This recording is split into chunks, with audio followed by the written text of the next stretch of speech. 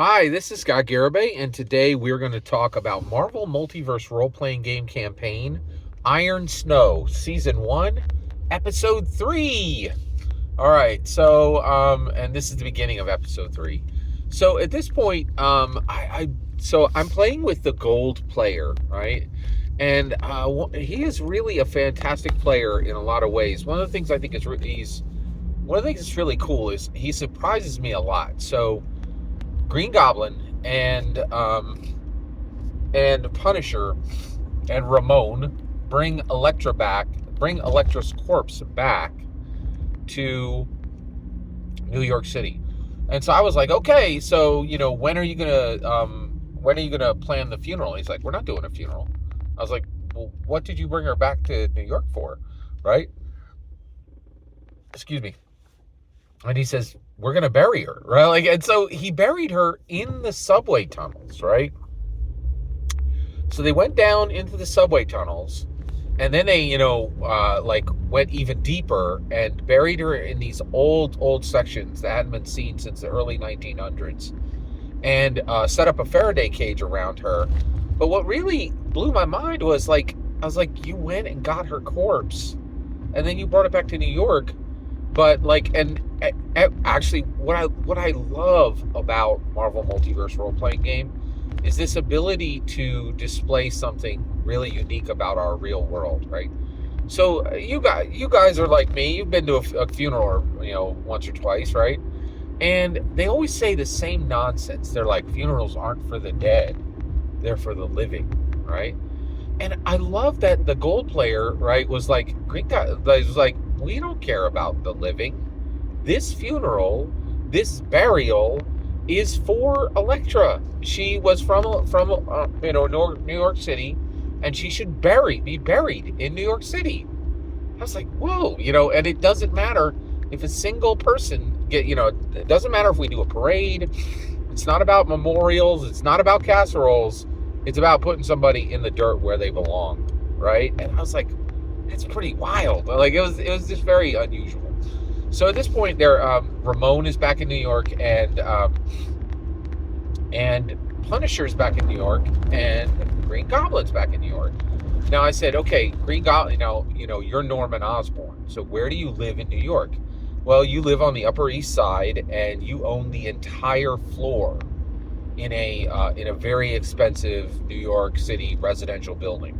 And so your home is literally the entire floor, all glass, like really nice, very, very American killer, very American Psycho, right?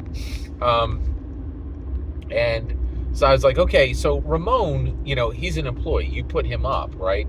You put him up in a night, in the Ritz-Carlton. But what are you going to do with Punisher, right? Like, Punisher is, you've already realized he's not really very well liked in the superhero community.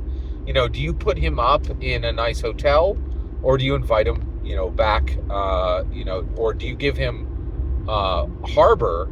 And that's the other thing is, if you are Frank Castle is so famous, he really can't stay at a public hotel, right? Like, he needs a home, right? And actually, he needs harbor, like harboring a fugitive, right? So he is given safe harbor by Norman Osborn, and he's like, I got plenty of rooms on my place, but you're going to stay here. And I was surprised at that, right? Because I didn't know, if Norman Osborn would give Punisher harbor. So Punisher stays there, and the next 48 hours just, unfolds. And they're just like literally licking their wounds from what went down, from having to deal with Dr. Otto Octavius's Doc Ock's new mobile Doc Ock, right? Like, so Doc Ock, unlike most other superheroes, has been able to reproduce himself, right?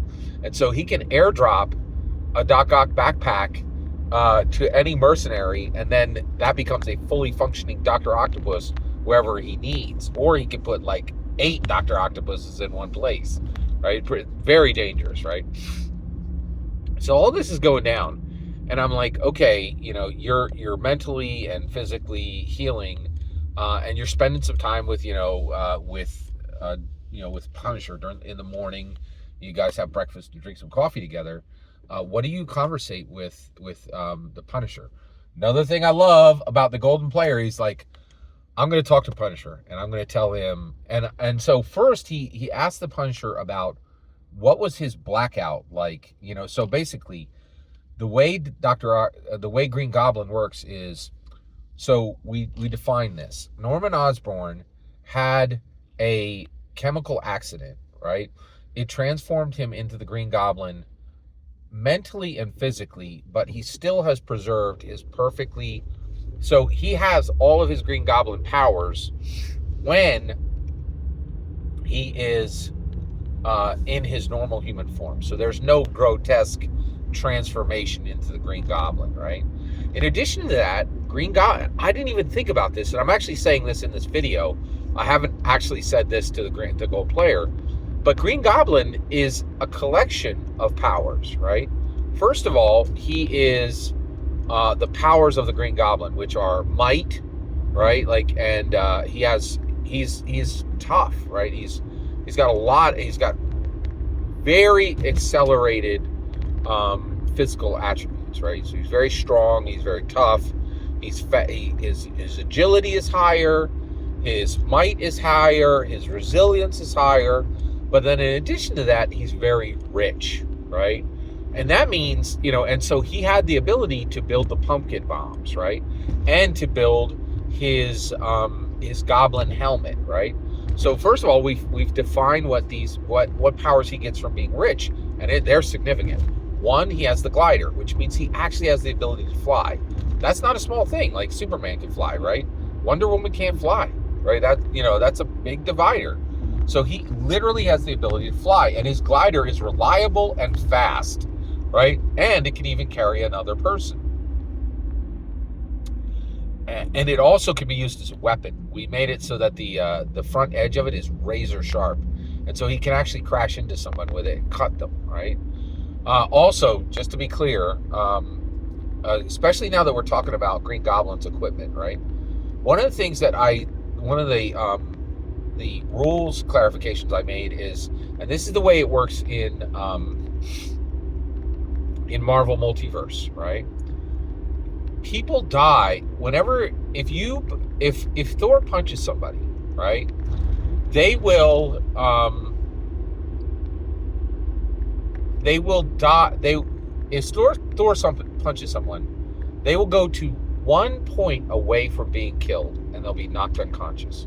If anyone even kicks them, they can die, right? Because it's 1 point away. But the only time you deal lethal damage is when you use a weapon. That gets very interesting because the pumpkin bombs are weapons, right? Now, what do the pumpkin bombs do? At this point, for Norman Osborn, the pumpkin bombs do the following. He has literally an explosive pumpkin bomb, which acts like a thrown bomb that he can detonate whenever he wants, right? In addition to that, he has sunlight bombs, right? Now, these are radiant bombs that explode and will blind anyone anyone but Green Goblin. Green Goblin actually has his goggles will literally go dark when the flash goes off. So it's actually triggered, right? So he can light up a room, blind everyone in the room, and he remains, able to see. That's a big deal. In addition to that, these are sunlight bombs, right? So any type of evil creature, this is literally sunlight, right? And so he's made these sunlight bombs. I saw those in I think it was a Ron Perlman. I think it was in Hellboy, right? Where they had these sunlight bombs, which are really very cool. I think they also have solar bombs in Vampire the Masquerade. But I love that part.